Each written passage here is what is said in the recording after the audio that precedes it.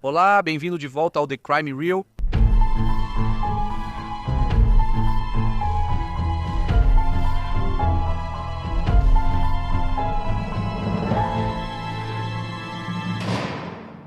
Para o vídeo de hoje, preparei uma compilação de 3 casos italianos que acredito que serão do seu interesse na próxima semana. Tem um vídeo longo de um único caso para vocês que levou um tempo para ser concluído. Obrigado por apoiar o canal. E agora, vamos ao primeiro caso. Apesar de ter recebido destaque na imprensa italiana, esse caso é pouco conhecido fora da Itália. Hoje vamos analisar o estranho desaparecimento da jovem de 15 anos, Sara Scarsi. A mãe de Sara estava ao vivo na televisão fazendo um apelo pelo retorno seguro da filha quando descobriu uma verdade horrível sobre o que havia acontecido com Sara. Uma nação ficou em choque. Este é um dos casos mais controversos da história recente da Itália. No extremo sul da Itália, na região da Apulia, o salto do país, fica uma pequena cidade chamada Avatrana, com apenas 6.700 habitantes. É uma cidade pequena e comum, como tantas outras, cercada por terras agrícolas, produtividade no campo e fácil acesso ao mar. É um lugar tranquilo onde os moradores levam suas vidas diárias em um ritmo calmo e suave. Antes de agosto de 2010, quase ninguém a conhecia. Mas tudo isso mudou quando a jovem de 15 anos, Sara Scarsi, desapareceu repentinamente e Avatrana foi colocada de vez no mapa. Em uma tarde quente e ensolarada, em 26 de agosto de 2010, Sara saiu de casa. Para andar alguns metros até a casa da prima mais velha, Sabrina Masseri, de 22 anos, as duas jovens planejavam passar algumas horas na praia junto com outra amiga, Marie Angela. Sabrina e Sara cresceram lado a lado e eram bem próximas. Sabrina via Sara mais como irmãzinha do que prima e a acolheu desde o nascimento. Elas se encontravam dia sim, dia não. Sara passava mais tempo na casa de Sabrina do que na sua. Quando ficava ansiosa, Sabrina a consolava. Elas comiam juntas, riam, conversavam sobre problemas, iam à cidade ou mergulhavam no mar. Quando cresceu, Sara ia ao bar com a prima Sabrina, gostava de se misturar com os amigos dela e tomar Coca-Cola. Sara nunca apareceu na casa de Sabrina naquela tarde fatídica e as ligações telefônicas não foram atendidas. Sabrina deu alarme e a mãe de Sara, Concheta Serrano, rapidamente comunicou o desaparecimento da filha, disse Concheta. A família dela voltou das compras, ficou 15 minutos no quarto, comeu algo, pegou uma toalha de praia e saiu. Com tempo de sobra para ver Sabrina às 14h30, ela confirmou, como os registros telefônicos mostraram depois. Ela mandou 2 mensagens para a prima. Uma foi às 14h25, dizendo para ela colocar o maiô, e outra às 14h28, perguntando: "Você recebeu a mensagem?" Às 14h42, o telefone de Sara desligou e ela sumiu. A notícia logo atraiu grande atenção da mídia, tornando a Avatrana famosa em todo o país de um dia para o outro. Desde o começo, a mídia focou na vida pessoal e hábitos de Sara, analisando seu Facebook e diário secreto para entender por que ela teria fugido de casa. Ela era vista como jovem inquieta que conversava com rapazes mais velhos nas redes sociais. Os jornais relataram que ela buscava emoção e queria fugir da vida monótona em uma vila pequena que oferecia pouco para jovens de sua idade.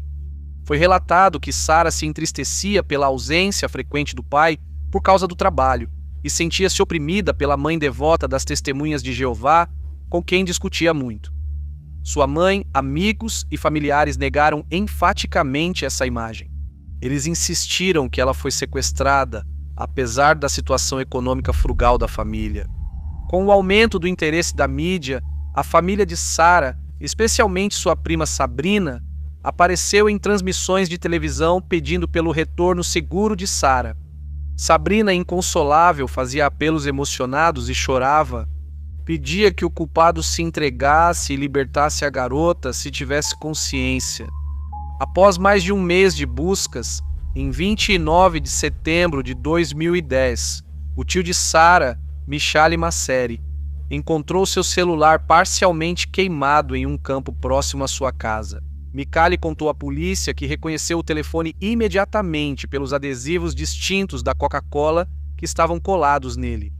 Michali demonstrou profunda dor e angústia e estava determinado a encontrar sua sobrinha, que ele afirmava ter ajudado a criar, e a amava como se fosse sua própria filha. Nascido em Manduria, província de Taranto, em março de 1954, Michali era agricultor e trabalhava nos campos ao redor da cidade natal, entre olivais e plantações de figo da Índia. Ele era descrito como um homem piedoso e tímido que levava uma vida simples com sua família, com um chapéu puxado até as orelhas e as mãos queimadas de sol. Michali demonstrou timidez ao ser questionado por jornalistas sobre sua sobrinha desaparecida. A garota que ele dizia ter criado com Cosima como uma terceira filha. Desde sua estreia na televisão, ele despertou ternura no público e foi chamado de Tio Michali. Após encontrarem o telefone queimado de Sara, as suspeitas aumentaram e Michali, de 57 anos, foi interrogado em 6 de outubro de 2010. O longo interrogatório levou a uma confissão perturbadora. Esse tio, visto como gentil e tímido e querido pela nação, confessou ter estrangulado a sobrinha em sua garagem após tentar abusá-la sexualmente. Ele confessou outro crime contra Sara após sua morte. Michali informou onde Sara estava e depois os investigadores foram levados a uma área rural de Avitrana. Os restos em decomposição da garota foram encontrados submersos no fundo de um poço. Durante esse longo interrogatório, a mãe de Sara, Concheta, estava sendo entrevistada em um programa de televisão ao vivo, Quila Visto. Isso significa quem os viu. À medida que as notícias chegavam, o apresentador disse diretamente a Concheta que seu cunhado havia acabado de confessar ter matado Sara. Telespectadores ficaram chocados e sem palavras. A angústia de Concheta pela filha desaparecida comoveu o país por semanas, e mais de 3,5 milhões de pessoas haviam sintonizado para assistir ao programa ao vivo. Enquanto ela pedia ao público por informações, esperando o retorno seguro de Sara, a audiência subiu para 5 milhões conforme as notícias pioravam. A entrevista ao vivo ocorria na casa do cunhado de Concheta, enquanto ele confessava o crime horrível. A mãe em defesa parecia totalmente chocada e disse que simplesmente não podia acreditar que Michali fosse capaz de algo assim. As tentativas de ligar para ele foram em vão, pois ele não pôde atender ao telefone, já que havia sido detido pela polícia. Milhões de pessoas viram uma Concheta desorientada tentando fazer ligações e lutando para entender o que estava ouvindo. O cenário virou um espetáculo público. 8 minutos depois, Concheta foi questionada se queria encerrar a entrevista e respondeu: "Sim, por favor." Ainda assim, a transmissão continuou por mais 3 minutos e foi duramente criticada por permitir que a mãe soubesse da notícia horrível por um jornalista diante de milhões de pessoas. Embora pudesse ser avisada em particular, o diretor do canal defendeu a equipe de Quila Visto, afirmando que o programa buscou tratar o caso trágico de forma delicada. Acredito que o apresentador conseguiu isso, mas depois suas ações foram vistas como insensíveis e uma invasão ao luto alheio. Transformar a morte trágica de uma filha em espetáculo foi visto como perturbador e assustador. Uma Sabrina chorosa apareceu rapidamente na televisão mais uma vez, condenando seu pai por suas ações, mas afirmando ainda amá-lo. Ela achava difícil acreditar em sua culpa e, no fim, ele provavelmente não era culpado.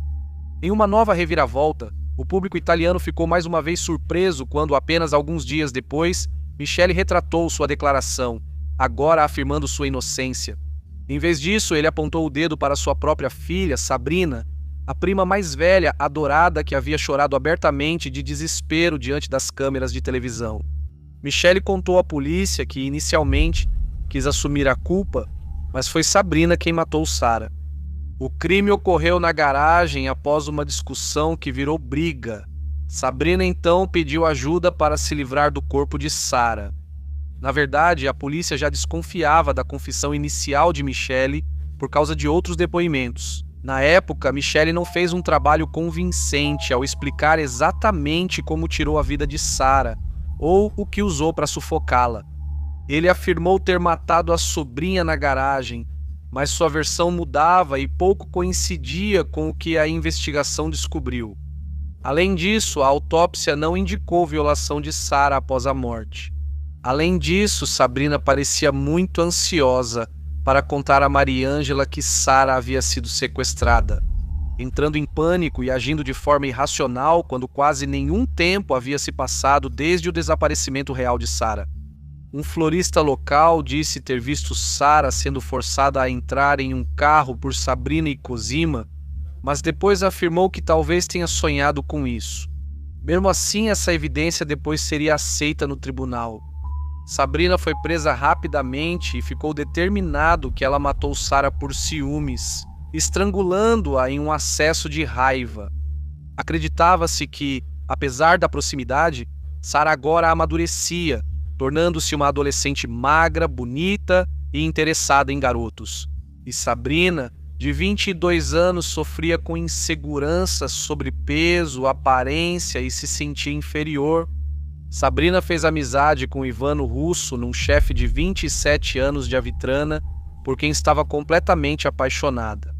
Sara e Sabrina costumavam se encontrar com Ivano, e ele mais tarde afirmou ser amigo das duas garotas, mas disse que não tinha interesse em levar o relacionamento com Sabrina além da amizade.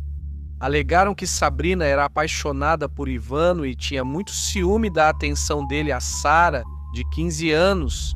Sabrina começou a culpar sua prima mais nova pelo fim de seu relacionamento com o chefe. Sara aparentemente contou a outras pessoas, incluindo seu irmão Cláudio, que morava em Milão, que Sabrina ainda fazia investidas indesejadas em Ivano. Sara também havia escrito em seu diário como Sabrina ficava brava com ela quando estavam fora, com Ivano, acusando-a de sempre estar ao lado dele. Numa cidade pequena, isso gerou fofocas sobre Sabrina, que se sentiu ridicularizada e furiosa. Afirmou-se que isso causou ódio e raiva intensos contra sua jovem prima. Sabrina negou as acusações, culpou totalmente o pai pelo crime e mostrou choque e raiva diante das alegações dele. Uma nação ficou incrédula diante do desenrolar de um dos crimes mais bizarros das últimas décadas. Alguns achavam que deveria ser o tio Michale, outros queriam mais membros da família envolvidos, principalmente a mãe de Sabrina. Cosima estava sob suspeita após a florista dizer que a viu empurrar Sara no carro. Depois, em 26 de maio de 2011, Cosima também foi presa acusada de cumplicidade em assassinato.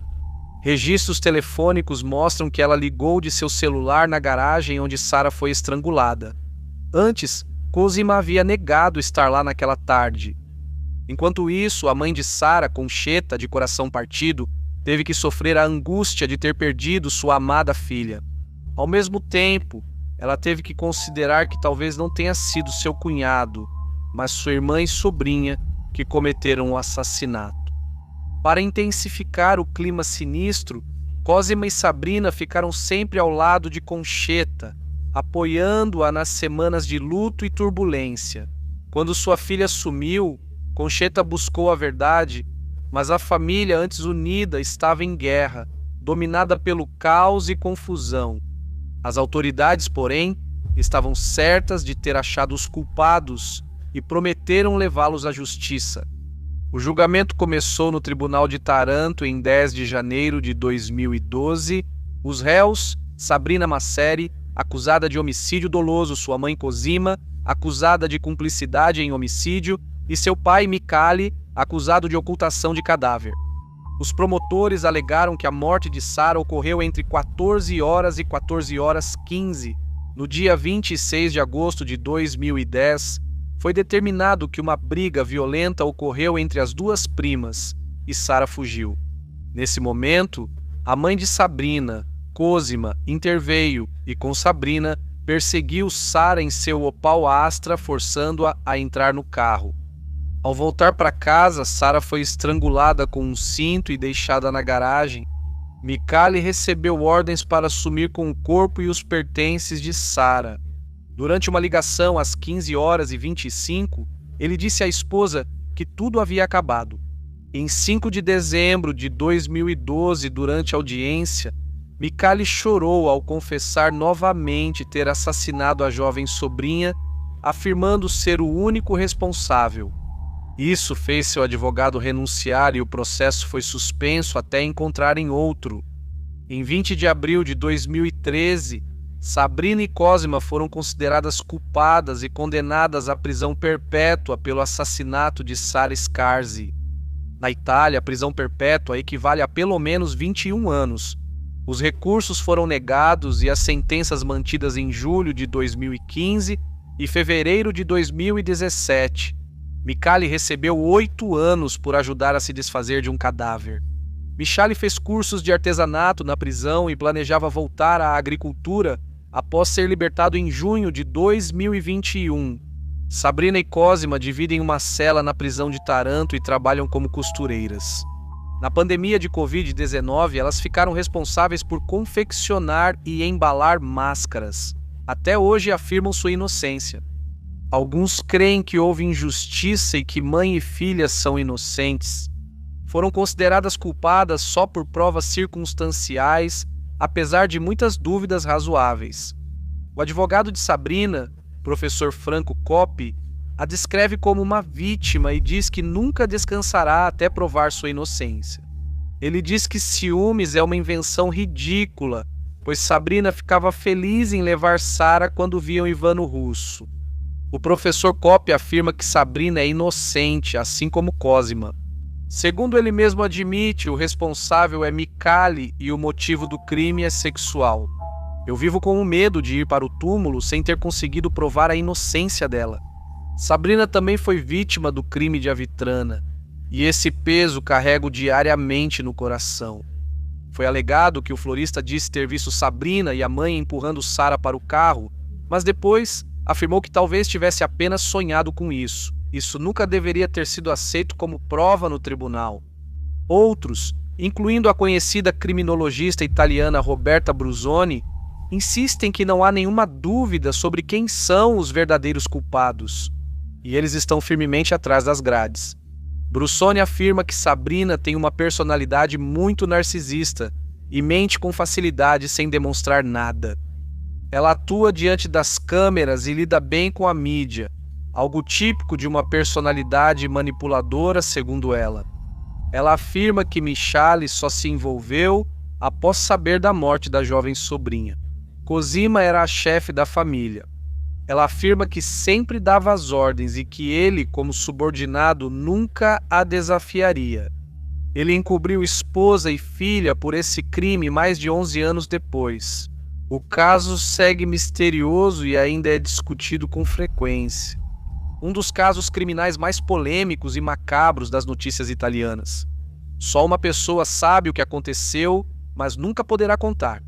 A jovem Sara Scarzi teve sua vida tirada de forma repentina e brutal naquele quente dia de verão na Puglia. Isso conclui a história de hoje. Muito obrigado por ouvir o Crime Real.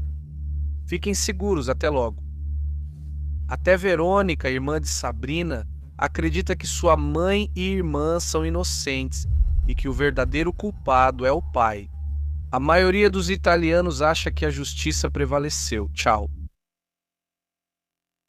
Para a narração de True Crime de hoje, vamos analisar o caso comovente de Loris Estival, um caso cheio de reviravoltas e um crime imperdoável que partiu o coração da nação italiana. No início da tarde de 29 de novembro de 2014, Verônica Panarello foi buscar seu filho de 8 anos na escola e soube que ele não havia aparecido naquele dia. Com o desenrolar dos acontecimentos, ficou claro que havia algo mais sinistro por trás do sumiço de Loris, de 8 anos, cujo pai ficou em choque ao ler uma simples postagem no Facebook. Santa Croce Camerina é uma pequena cidade na província de Ragusa, na Sicília, a maior e mais densamente povoada ilha da Itália, localizada no extremo sul da península. Foi aqui que Verônica Panarello conheceu seu futuro marido, Davi Estival, de 18 anos. Isso ocorreu em 2004, quando ela tinha 16 anos e era garçonete em um bar local. Os dois passaram a se ver com frequência e, conforme se aproximavam, Verônica contava seus problemas familiares e reclamava das brigas com a mãe. Quando ela anunciou que havia sido expulsa de casa após uma briga violenta, Davi a acolheu, oferecendo-lhe um teto para morar. Na casa dos pais dele, ela era tratada como terceira filha. Verônica logo engravidou e o casal acreditava que isso os uniria ainda mais. Loris Estival nasceu em 18 de junho de 2006, um menino saudável que imediatamente trouxe grande alegria para seus pais e avós. Apesar de David trabalhar muitas horas e frequentemente ficar longe de casa por longos períodos devido ao seu trabalho como caminhoneiro, Verônica estava satisfeita e não se sentia sozinha, pois se dedicava ao filho. O casal, muito apaixonado e planejando o futuro, se casou em 2007. Eles tiveram outro filho, Diego, em 2010. Loris era animado, mas um pouco introvertido com desconhecidos. Ele adorava sentar no caminhão do pai e dar uma volta. Seus professores o descreviam como extremamente inteligente e muito querido pelos colegas de classe. Ele era apaixonado por karatê, frequentava as aulas e progredia muito. Na tarde de sábado, 29 de novembro de 2014, Verônica foi buscar Loris na escola primária. Só fui informada que ele não chegou nem foi visto naquele dia. A mãe de 25 anos entrou em pânico e gritou: "Quem levou meu filho?" Às 13 horas, ela já registrava o desaparecimento dele na delegacia. Verônica afirmou que naquela manhã ela havia acompanhado seu filho mais novo, Diego, à escolinha antes de levar Loris para a escola. Depois, ela foi à aula de culinária, onde todos confirmaram presença após o relato de Verônica. A busca pelo menino desaparecido, suspeito de sequestro, começou rapidamente. Em cidade pequena, as notícias se espalham rápido. Todos comentavam sobre o sumiço do pequeno Loris e muitos moradores logo participaram da busca. Logo surgiram notícias muito tristes. Apenas algumas horas depois, por volta das 16 horas, a polícia recebeu um telefonema de um homem de 65 anos chamado Arrázio Fidolni.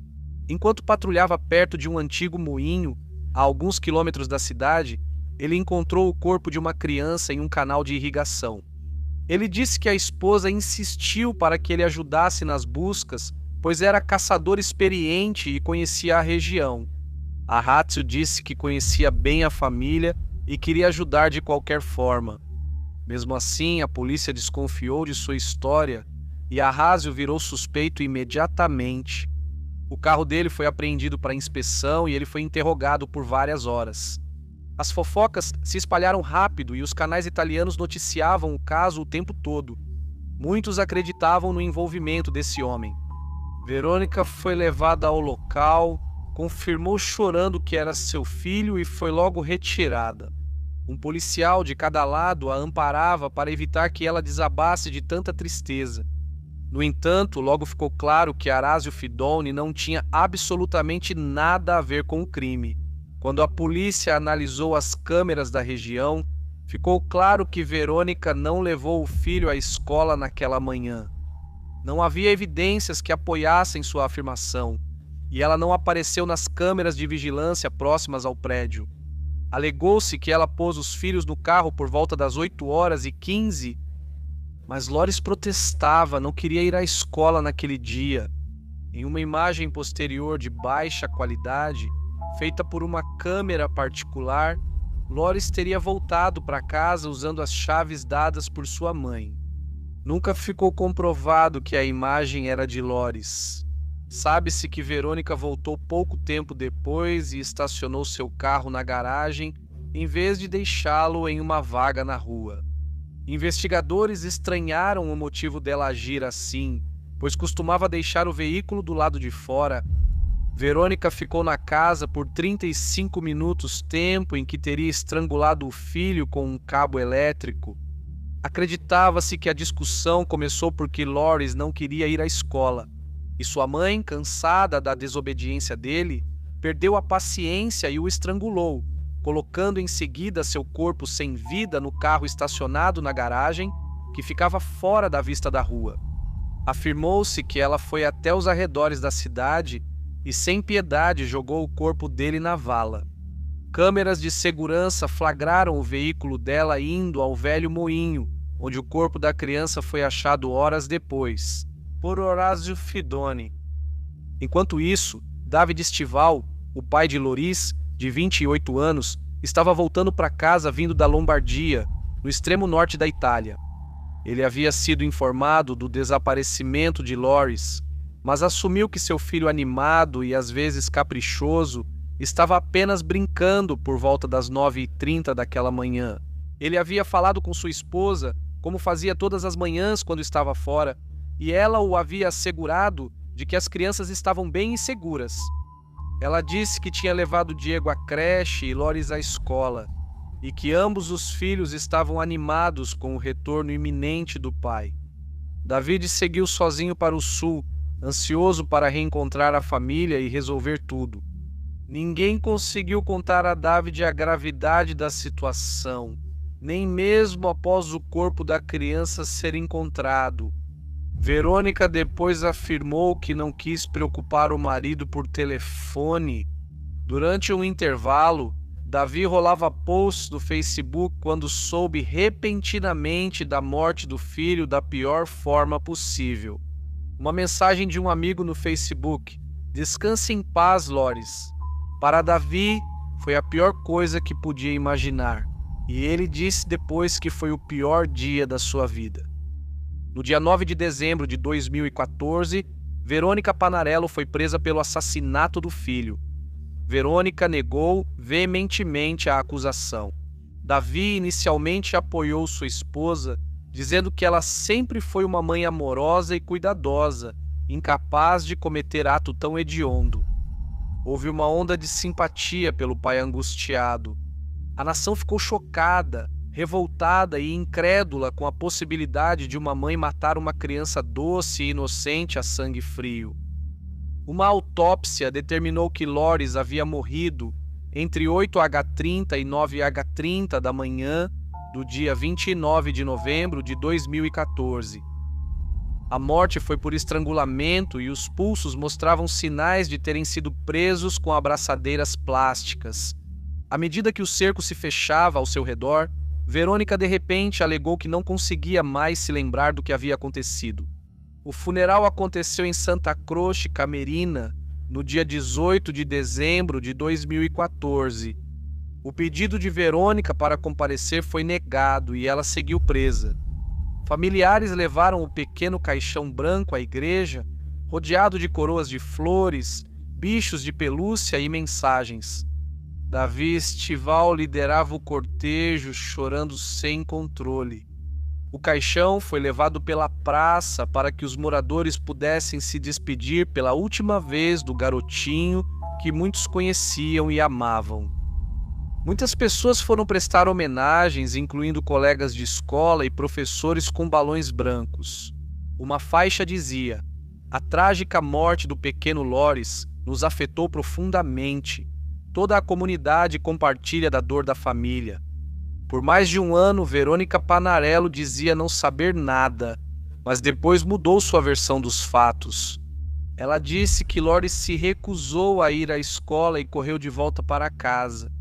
Ela então levou seu filho mais novo para a creche e, ao retornar, encontrou o corpo sem vida de Loris. Ela disse que ele morreu ao se estrangular acidentalmente brincando com abraçadeiras plásticas. Com medo do que o marido pensaria, ela jogou o corpo do filho na vala. Ela manteve essa versão por um tempo enquanto Davi seguia visitando a esposa. Davi era visto como uma alma gentil.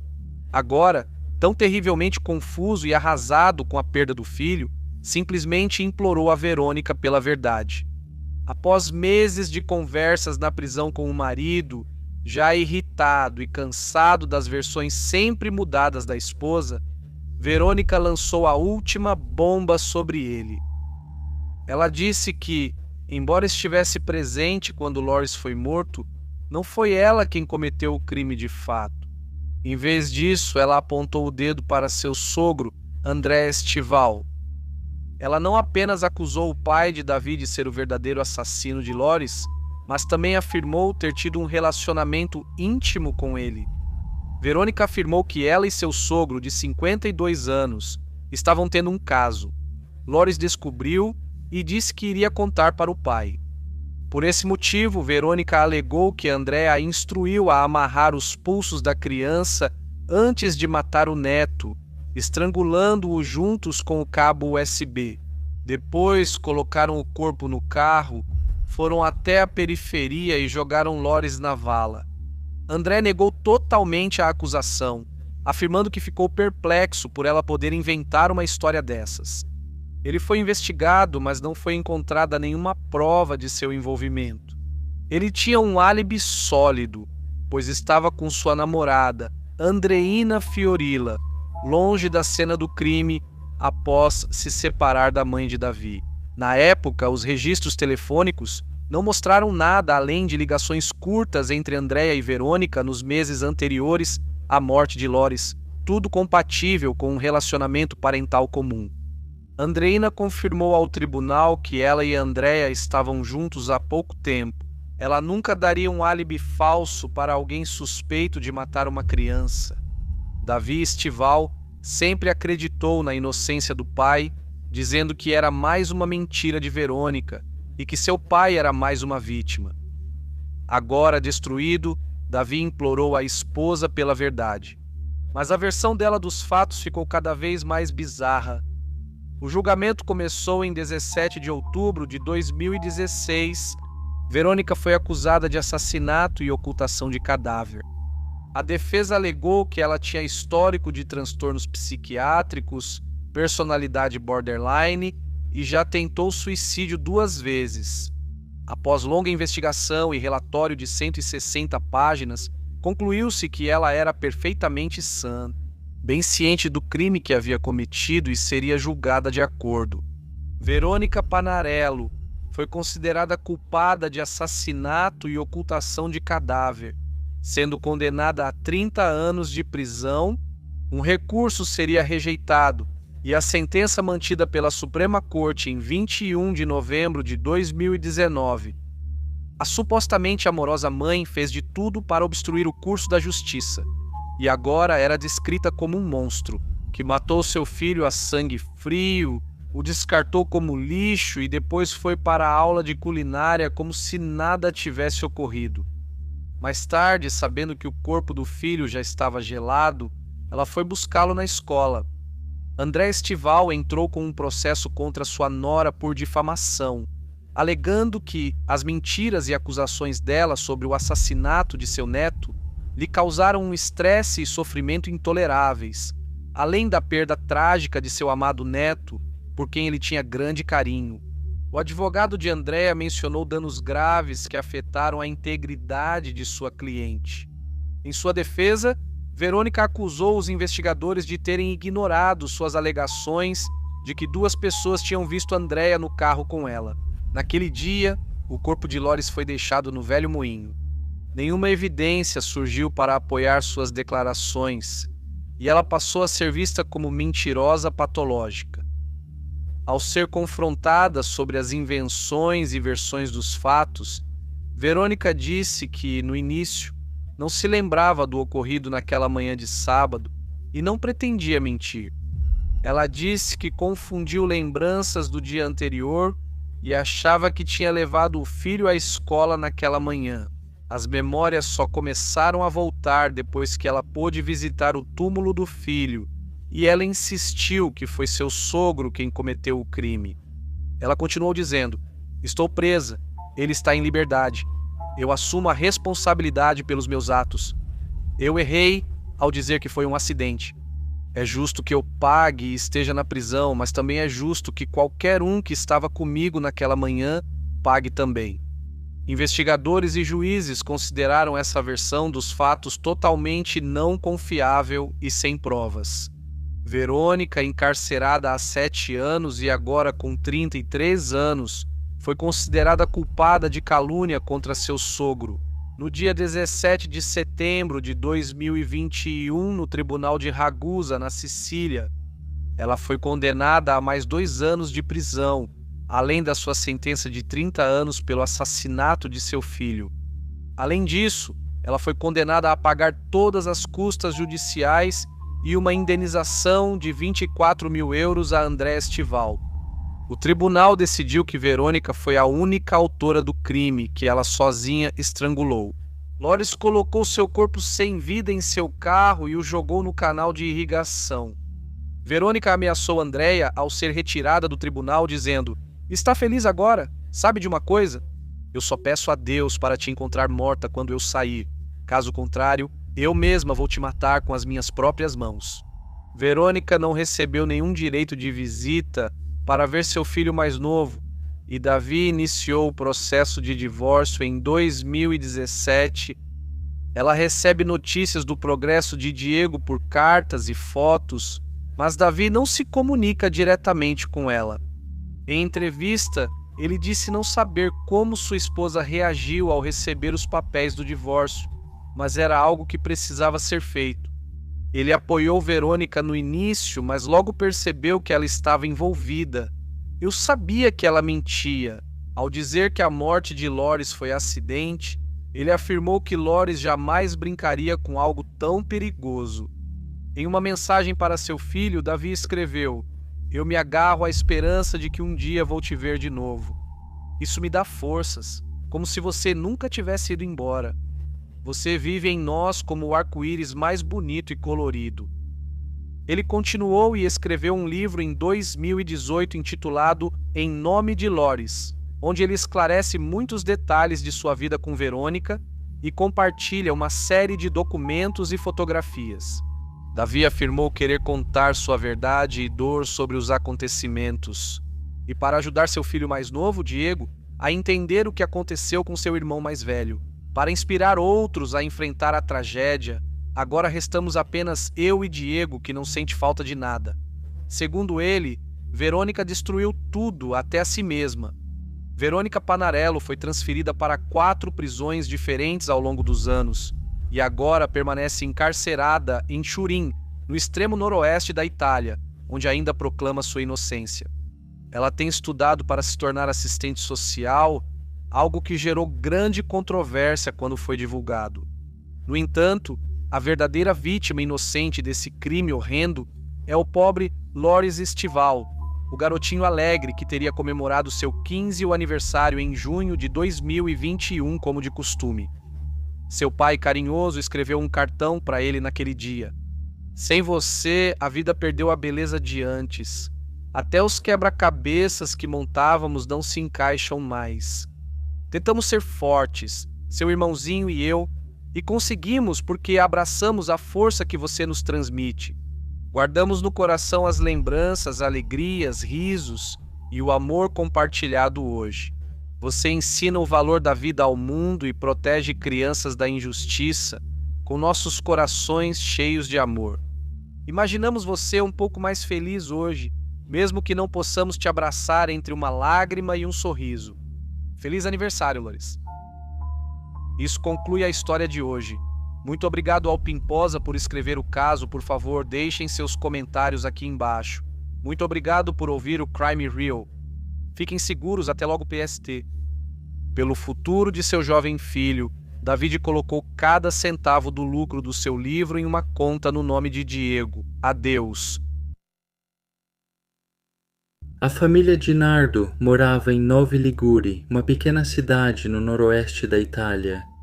A cidade tem uma população de cerca de 27 mil pessoas e é geralmente vista como um bom lugar para viver, trabalhar e criar uma família. Os Di Nardo moravam na via Beniamino di Catra, em Novi Ligure, e eram relativamente típicos das famílias da região naquela época. Francesco Donardo, de 45 anos, e sua esposa Suzy tinham 2 filhos, Erika, de 16 anos, e Gianluca, de 12 anos.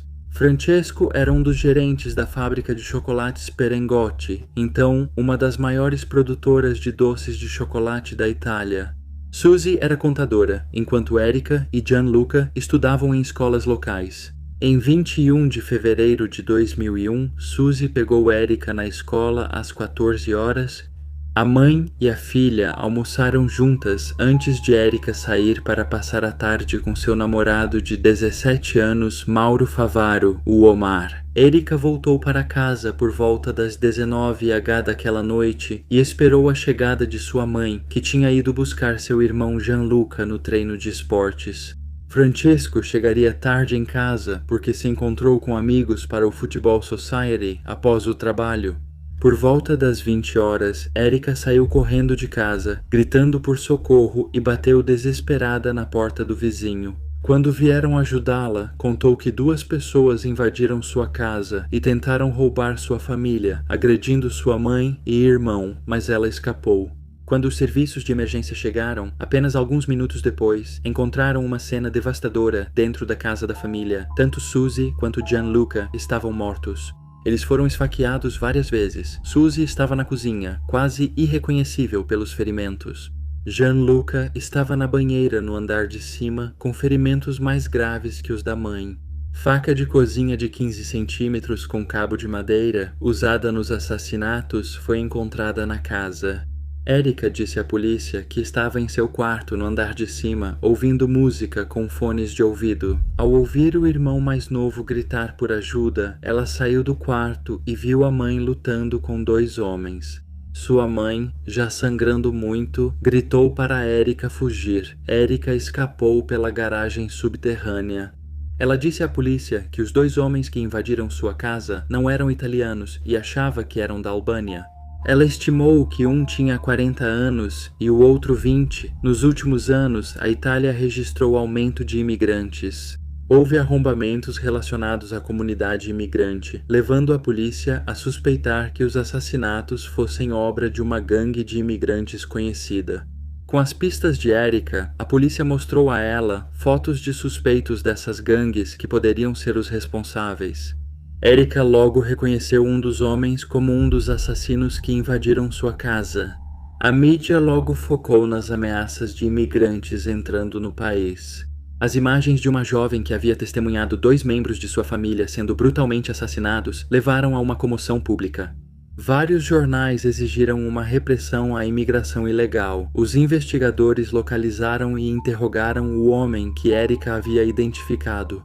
Ele tinha um álibi forte, e logo a polícia, junto com o promotor público Carlo Carlesi, começou a perceber que havia mais nessa investigação do que parecia inicialmente. Analisando as manchas de sangue na cena do crime, concluiu-se que, pela distância entre as pegadas ensanguentadas, Erica caminhou para pedir ajuda e não correu como havia dito antes. Não havia sinais de arrombamento nem itens roubados na casa, mesmo com a suposta tentativa de assalto.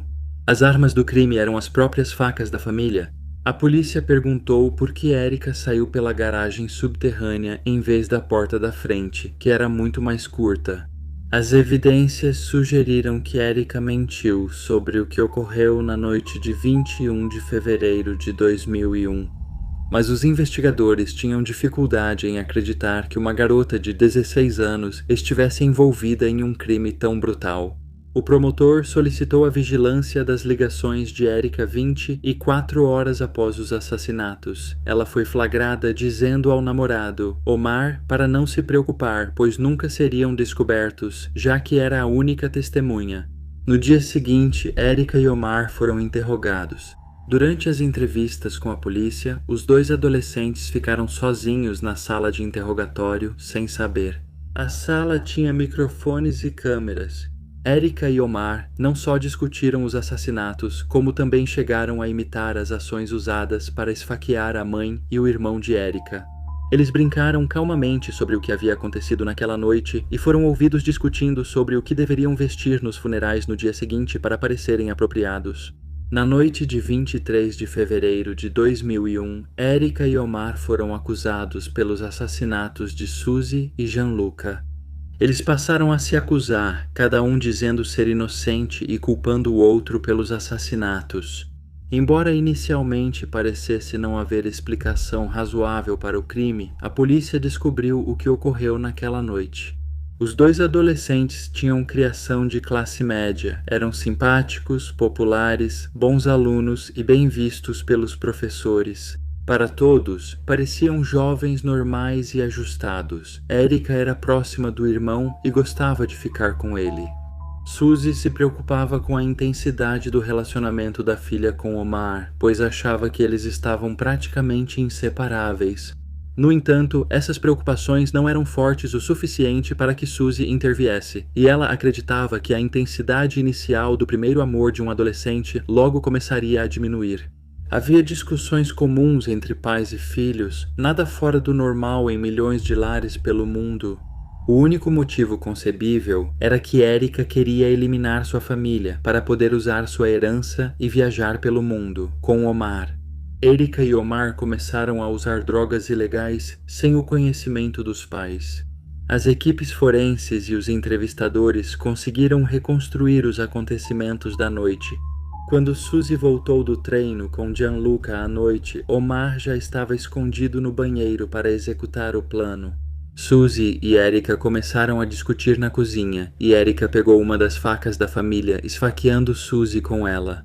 Enquanto Suzy tentava se defender, Omar entrou no cômodo e, junto com Erica, imobilizou e esfaqueou Suzy mais de 40 vezes. Ao ouvir a confusão embaixo, Gianluca foi ver e pegou sua irmã e o namorado dela, assassinando brutalmente sua mãe. Gianluca ficou absolutamente apavorado. Erica e Omar tentaram tranquilizá-lo, dizendo que ele estava seguro e que não fariam mal a ele. Gianluca tentou fugir, mas Erica ou Omar o atacou com uma faca. Mesmo ferido, ele correu e se escondeu no banheiro. Erica e Omar o seguiram e tentaram estrangulá-lo. Depois, tentaram fazê-lo ingerir veneno para ratos. Gianluca recusou, então tentaram afogá-lo e depois o esfaquearam mais de 50 vezes. Gianluca lutou muito, mas morreu de forma lenta e dolorosa. Os adolescentes planejaram os assassinatos, mas tudo saiu do controle rapidamente. A compra prévia de veneno para ratos e luvas indica que os crimes foram premeditados. Eles planejavam matar Francesco, mas após quase 100 facadas ficaram exaustos e temeram não ter força para dominá-lo. Quando ele voltou, Erica e Omar planejaram simular um roubo. Culpar os assassinatos nos imigrantes, que eram bodes expiatórios convenientes na Itália da época, foi um plano mal elaborado e cheio de falhas, resultando na rápida prisão deles. Sob custódia, Erica e Omar fizeram vários testes psicológicos. Foi determinado que Erica era a personalidade dominante no relacionamento. Ela foi diagnosticada com personalidade narcisista, transtorno psicótico e personalidade dividida. Omar foi diagnosticado com transtorno de personalidade dependente. Erica liderava, ele seguia e ela o convenceu a participar de seu plano para provar seu amor. Francesco, incapaz de lamentar a morte da esposa e do filho, mortos pela própria filha, decidiu apoiar Erica. Francesco primeiro pensou que Omar era o responsável pelos assassinatos, mas ao descobrir que não era, passou a crer que um gatilho extremo levou sua filha a agir assim. O julgamento conjunto começou em 28 de novembro de 2001. Os advogados de Erica e Omar optaram por um julgamento acelerado. Esse é um tipo de julgamento que leva significativamente menos tempo, já que geralmente nenhuma testemunha é chamada. Esse julgamento acelerado garante uma redução automática de 1/3 em qualquer sentença. A defesa pediu insanidade mental temporária, mas o pedido foi rejeitado. Como Erica tinha 16 e Omar 17 anos na época, não podiam ser condenados à prisão perpétua. Em 14 de dezembro de 2001, Erica foi condenada a 16 anos e Omar a 14. As sentenças geraram opiniões divididas. Alguns acharam a sentença branda, outros pensaram que, devido à idade deles, as penas deveriam ser ainda mais leves e focadas na reabilitação. Francesco tentou seguir com a vida, voltou para a casa da família e retomou seu trabalho na fábrica de chocolate. Ele telefonava para a filha semanalmente enquanto ela estava presa. Dizem que a mãe de Suzy também acabou perdoando a neta. Os pais de Omar não souberam lidar com a publicidade do caso. Eles se mudaram da região e mudaram de nome para evitar a publicidade. Tanto Omar quanto Erica continuaram os estudos enquanto estavam na prisão. Ambos não cumpriram a sentença total e foram liberados em liberdade condicional em 2011 e 2012, respectivamente. Omar tentou retomar a vida e pediu desculpas publicamente por seu papel nos crimes em entrevista após ser libertado. Acredita-se também que Erica, com o apoio de seu pai, seguiu com sua vida e agora está casada. Quaisquer outros detalhes sobre a vida deles desde a prisão são desconhecidos. Isso encerra a história da família Donaldo. Obrigado por ouvirem. Deixem seus comentários abaixo. Vou gostar de ler. Obrigado por ouvir o The Crime Reel. Até logo e fiquem seguros. Por fim, agradeço a Pimposa ou Fi, que escreveu as 2 primeiras histórias do vídeo desta semana. Agora, alguns pequenos criminosos para vocês. Mima, a Lemur, enviou Forrest, um gato Maine Coon resgatado de 4 anos. Forrest é meio cego de um olho, mas caça pela casa tentando agarrar camisetas e meias, além de derrubar objetos quebráveis. Mima, sua dona, comparou as quebras a um desmatamento feito pelo adorável Forrest. E, finalmente, temos Smith, um Springer Spaniel inglês de 1 ano de idade com uma lista das suas loucuras. Seus crimes incluem latir para pessoas, latir para esquilos e, finalmente, latir para cervos. Ele gosta de acordar às 4h e sua coisa favorita é pular em qualquer humano da casa. Como ex-dono de um Springer, posso dizer que ter um Springer jovem é uma experiência muito divertida. Obrigado por compartilhar o Smith. Enfim, é hora de ir. Obrigado por ouvir o The Crime Reel. Fique seguro. Até logo.